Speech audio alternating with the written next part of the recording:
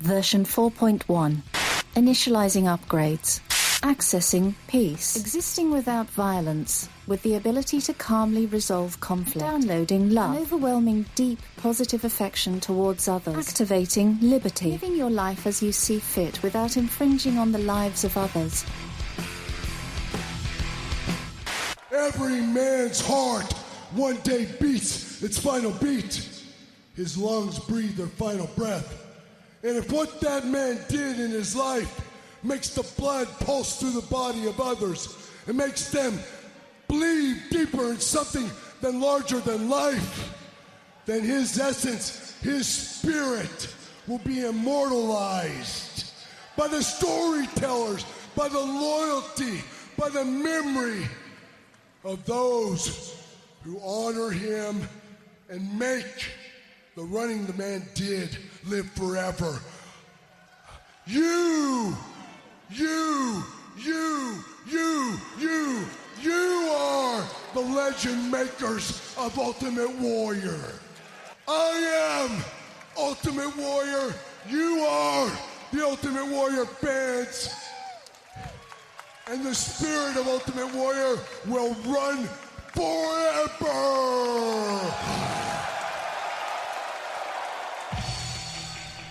Welcome to Peace, Love, Liberty Radio, online at fppradio.com.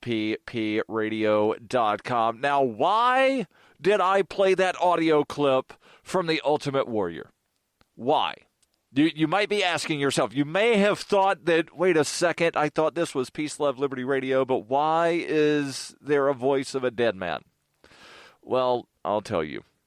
Well, today, let me first start by saying that today is the Ask Me Anything, and one of the questions that I have relates to death.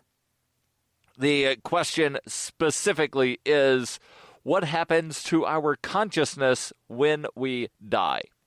And as I often do when I don't have a lot of questions or questions that require me to go in a lot of detail, I will often divert the question a little bit. So I'll certainly answer the question of what happens to our consciousness, or at least I will attempt to answer the question.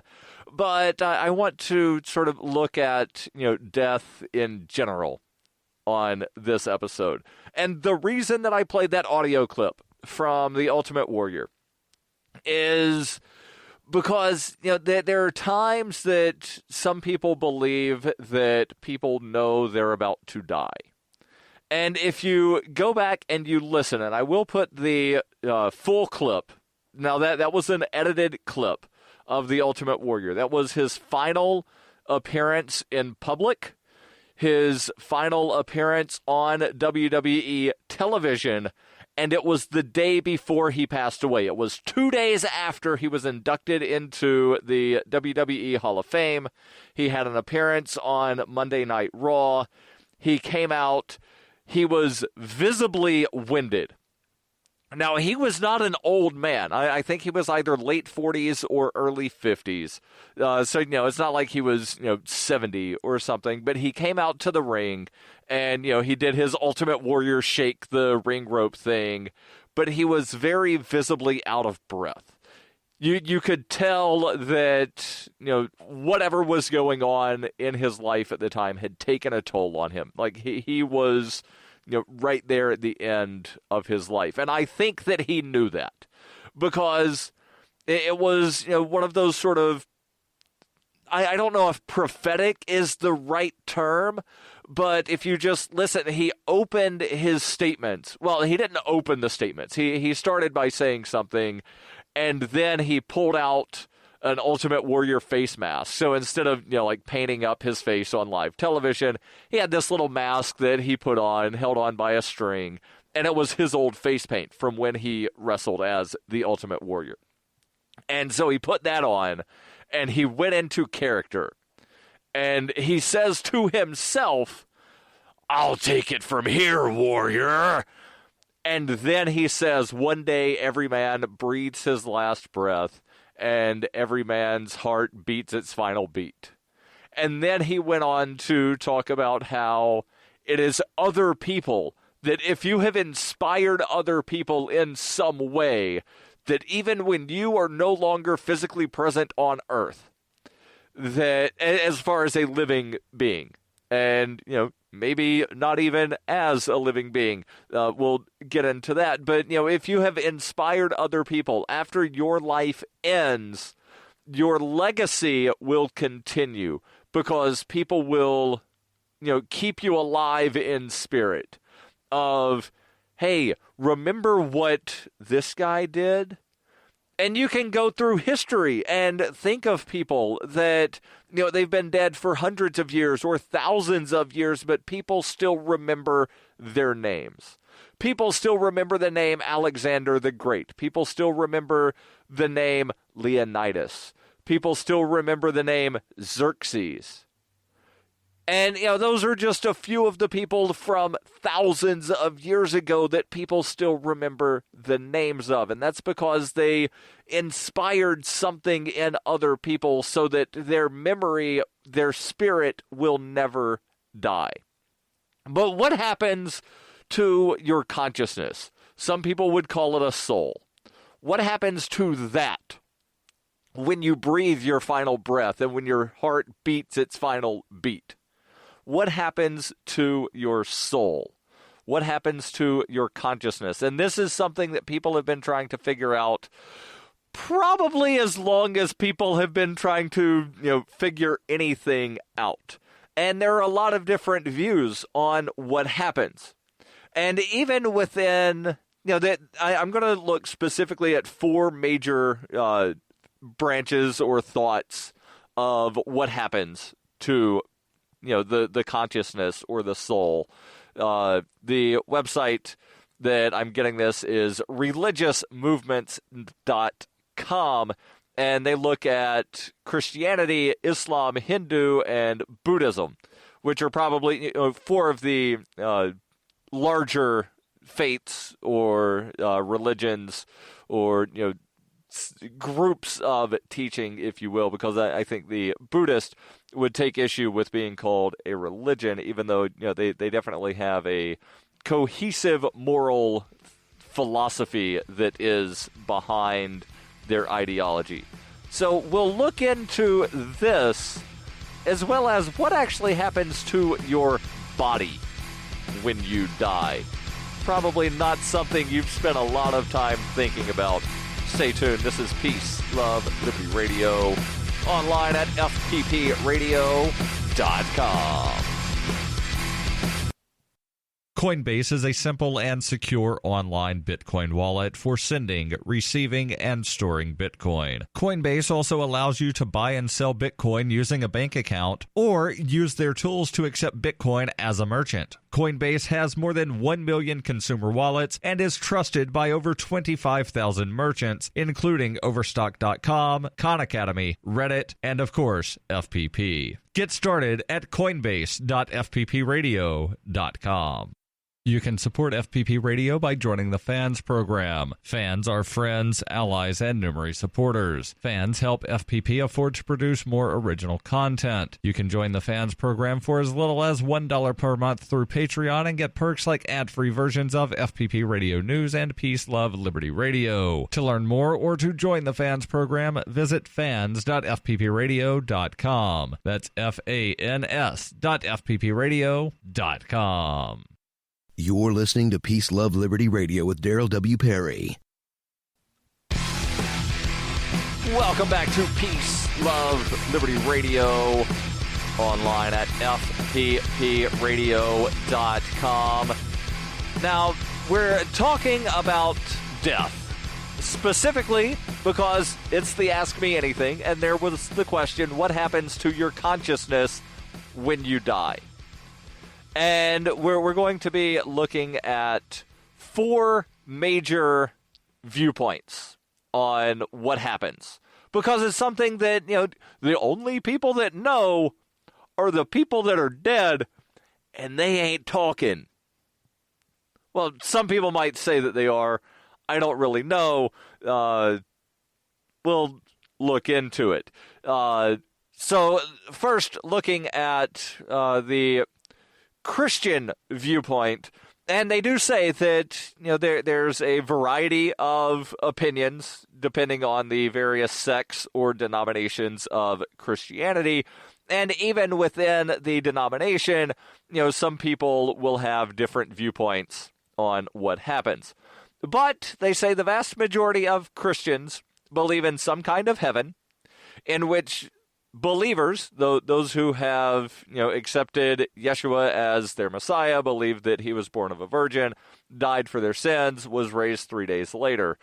Those people, by and large, believe that they're going to go to heaven, which is to enjoy the eternal presence of God. And other people are going to go to hell. Now, there's, a wide array of thoughts on what hell is like. And if you actually, study the original language that the New Testament was written in, the word hell does not appear. However, the word Gehenna does appear. Gehenna was an actual place in Israel at the time. And it was a place that was very foul and people didn't want to go there. So it was used, some believe, and I happen to be in this camp, that it was used as a metaphor for what it would be like to be outside of the presence of God. Now, let's look at this slightly different, and not to get off on a theological discussion, but let's look at this to where some people say, how could a loving God send someone to hell where, there's the devil with pitchforks and, blah, blah, blah, whatever, hellfire and brimstone stuff that man had made up that's not mentioned in the Bible? Well, my response is, okay, so let's look at it this way. If you spent your entire life not wanting to be in the presence of God, would it not be a worse punishment to be forever in the presence of that entity than to simply be outside of his presence forever? That's how I view heaven and hell.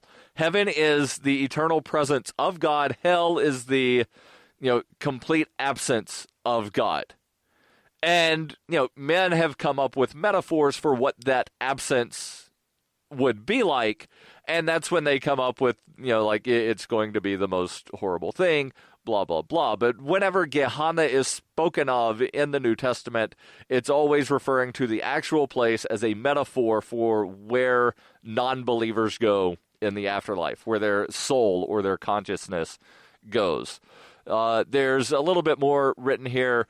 They say initially most Christians, and this is speaking specifically of what happens to the physical body, most Christians favored burial of the dead body, but today many believe that cremation is acceptable. And the reason a lot of Christian denominations previously only supported burial is in the Bible it is written that at the rapture, the end of days, the believers who are alive will be lifted up into heaven, and the believers who are dead, their bodies will be lifted up as well. And the thought is, if you're cremated, then your body is not intact and therefore can't be lifted up. But now people are starting to think, wait a second, God can do anything, so he can put together a body that has been burned and separated. The next on this list here from religiousmovements.com is what the Muslims largely believe about the afterlife. They say that Muslims believe that the present life is only a preparation for the next. For them, death is merely movement from one world to another. It can be described as a journey through a separate dimension of existence. The Prophet Muhammad taught that three things can continue to help a person even after death: charity which he had given, knowledge which he had taught, and prayers on their behalf by a righteous child. And then they talk about what Muslims generally believe about the practice of burial. I will not go into that. The link will be in the show notes. What do the Hindus believe? And this is something that on some level is going to be similar to Christianity, because there's a lot of variance because, Hinduism, it's not just a god. There's like 275 Hindu gods, and a lot of them are slight variants of another god. So getting into this, they say death in Hinduism is very spiritual and is strongly believed to be a rebirth and reincarnation of a soul. So according to Hinduism, death is regarded as a natural process in the existence of a soul as a separate entity. When a person dies, the soul travels for some time to another world and finally returns again to the earth to continue its journey. Hindus are not buried, they are cremated. According to Hinduism, a human body is made up of 5 elements. Out of the 5 elements, 4 are fire, earth, water, and air. The 5th is known as ether, and it belongs to the domain of the subtle body and does not belong to the earth. By cremating the body, the elements are rightfully returned to their respective spheres. And Buddhism. Again, Buddhism, some people would take issue with calling it a religion. Some people would take issue with calling it a faith, because the Buddha was not a deity. The Buddha never claimed to be a deity. The Buddha did not ever claim to be, the descendant of a deity. But we'll get into what Buddhists believe about death and then what happens to the physical body after death. This is Peace, Love, Liberty Radio, online at fppradio.com. Stay tuned, there's more.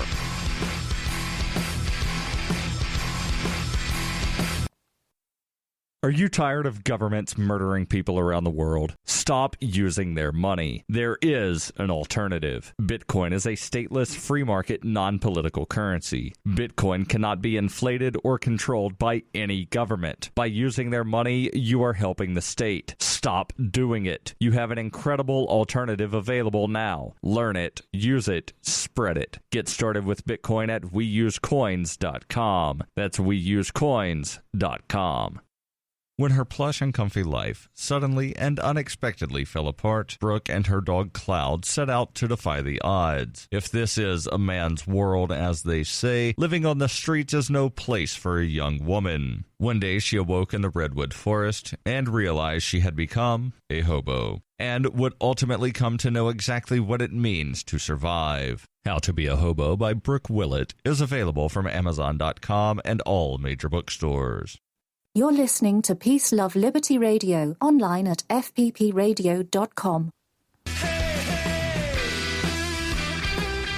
Hey, welcome back to Peace, Love, Liberty Radio, online at fppradio.com.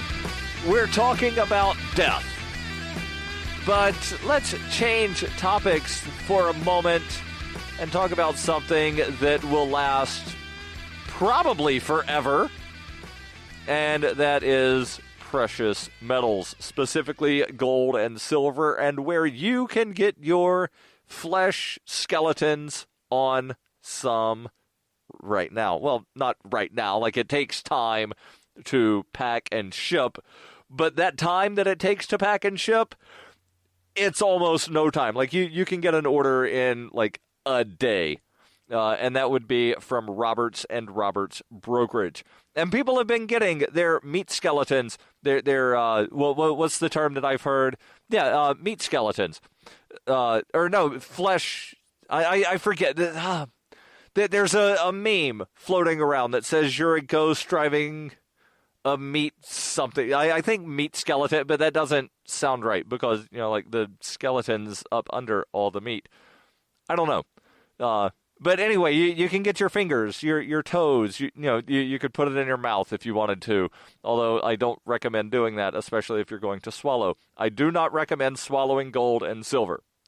But if you want to get some that you can store, and again, this stuff will last almost forever. Like they have found gold and silver coins in very, very good condition that have been buried for thousands of years. So this stuff does last longer than your body will. And again, Roberts & Roberts Brokerage. For nearly 40 years, people have been buying and selling precious metals with Roberts & Roberts. And Roberts & Roberts takes Bitcoin for precious metal purchases, and they've permanently removed the minimum purchase amount for all orders paid in the digital currency. Call Roberts & Roberts today for knowledgeable advice on buying and selling precious metals and a forward-thinking approach to new technologies. 800-874-9760. That's 800-874-9760 or online at rrbi.co. We're talking about what happens to the soul or the consciousness after you die. And specifically looking at four major thought, from religious viewpoints here. And of course, there are the people that say that nothing happens. And, I don't know who's right. I really don't. And I don't think anybody ever will know who's right until they're dead, and then it's too late for them to tell somebody else what happens. But we looked at the Christian teaching, the Islam teaching, the Hindu teaching, and now what do Buddhists believe? In Buddhism, a lot has been said about the importance of death. It was awareness of death that prompted Lord Buddha to explore the truth behind worldly concerns and pleasures. After a long search, the Buddha finally came to the conclusion that death is inevitable for a person who thinks about worldly pleasures and attitudes. Today, Buddhists look at death as taking a break from the materialistic world. Buddhists do not think death as a continuation of the soul, but consider it as an awakening. They believe largely in reincarnation. Once a person dies on Earth, he will be reborn to a new life here, and the status of that person's life depends on the work he did before his previous death. And then there's a little bit written about what Buddhists do as far as a ceremony at death. But what happens to the physical body upon death? Well, research has actually gone into this, and the story here comes from the Daily Mail. They begin, like it or not, someday you will die, and I don't know if Brian Sovereign, the golden stallion of the tech world, listens to this show, but I know he's not a fan of death. He believes, and he says this often, that over the next 75 years, that people will probably be able to extend their life almost indefinitely. One thing that he said recently was, if we can extend the life to, say, 150 years, and right now he's in his 30s, so that would give him about 120 years, assuming he's able to live to 150, gives him about 120 years to wind up working on trying to extend his life by another 150 years. And then extend it by another 300. And then, double and double and double. And eventually you wind up, living almost forever. And then the question becomes, do you really want to live forever? Could you live forever? Would you want to live for thousands of years? Because at some point, you're going to have seen everything. You're going to have done everything. Your meat wagon is going to wind up getting dinged up and banged up, and you're going to have scars on top of scars, and you're going to wind up literally being a shell of a person at 2,000 years old, and you're like, I've already gone to see the Eiffel Tower 1,000 times. I've already gone to the Tower of Giza. I've already gone here. I've already gone there. And yes, I know I said Tower of Giza. In 2,000 years, there's probably going to be a damn tower in Giza. But I got the Tower of Pisa confused with the pyramids of Giza. But like I said, in 2,000 years, there might be a tower in Giza. Who the hell knows?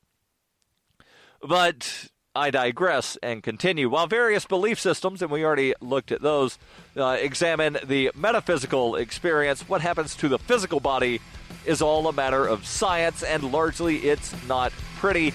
And I don't think I'll get a chance to delve into this, but that link will be in the show notes. We'll continue here in Moments on Peace, Love, Liberty Radio.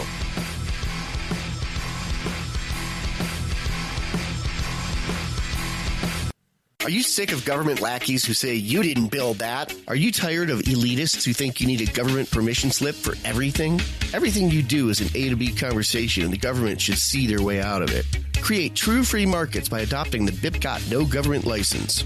The BIPCOT No Gov license allows use or modification of any product, service, or software except by governments or government agents. Go to BIPCOT.org. That's Bravo, India, Papa, Charlie, Oscar, Tango.org. In 1999, Darryl W. Perry began a search for traditional values, which led him down a path to the ideas of liberty. He tells the story in A Rebel's Journey, My Path to Liberty. Of the book, Dr. Brian Sovereign says, sometimes it's funny, and sometimes I think it's crazy, but it's always authentic. Find A Rebel's Journey, My Path to Liberty by Darryl W. Perry on Facebook, read reviews on Amazon, ask for A Rebel's Journey wherever books are sold, or visit arebelsjourney.com. Hi, this is Davi Barker from ShinyBadges.com, and you're listening to Peace, Love, Liberty Radio with Darryl W. Perry. Looking at the clock, and no, I don't have time to delve into what happens to the physical body after we die. But again, that link from the Daily Mail with all of the gory science, and Halloween's right around the corner. So, read it at your leisure and get scared if you may. Again, that link will be in the show notes about what happens to the physical body after death. Continuing with the Ask Me Anything. There's a question. Darryl, are you going to Anarchapulco? No, sadly, I am not. I will be in New Hampshire, making sure that everything runs smoothly on the remote broadcast for Free Talk Live, because Ian, assuming he's allowed in Mexico, and Mark will be at Anarchapulco. And somebody's got to be back in the studio because there's going to have to be a show, I think, on one of the travel days, and that will be me, and again, making sure that everything runs smoothly while they're on remote. So, no, I will not be at Anarchapulco, unfortunately. The next two questions, there's one that's in the form of a question, and the other one not really a question. But there was the person that sent the email last week about creating the video series, the Walnut and Walnut Report. One of the questions is, in episode 13, Doc asked Mark who he's voting for in the upcoming election. What is his answer? The video was really short, so yeah, I spent 3 minutes watching it, and thank you, Mark, for saying that you're going to write in Darryl Perry. The next video, again, not in the form of a question, but it's titled Brunch with Darryl W. Perry, and Mark is drinking a beer, appears to be a craft beer of some sort, and he's listening to Peace, Love, Liberty Radio. Thank you for that. In the future, if a question is, hey, watch my video, and I ask a question or I give an answer, can you play trivia? Probably not going to play along, but again, since it was like a 3-minute video, I watched it. Some unsolicited advice: get what are called lav microphones. That's short for lavalier, not short for, what you go do your business in an airplane. So a lavalier mic, and that should cut down on some of that wind that you're hearing, because right now it's a little difficult to listen to. Again, unsolicited advice on that. Don't forget, every Wednesday I answer your questions. Send those over ama@fppradio.com. Take care of yourself.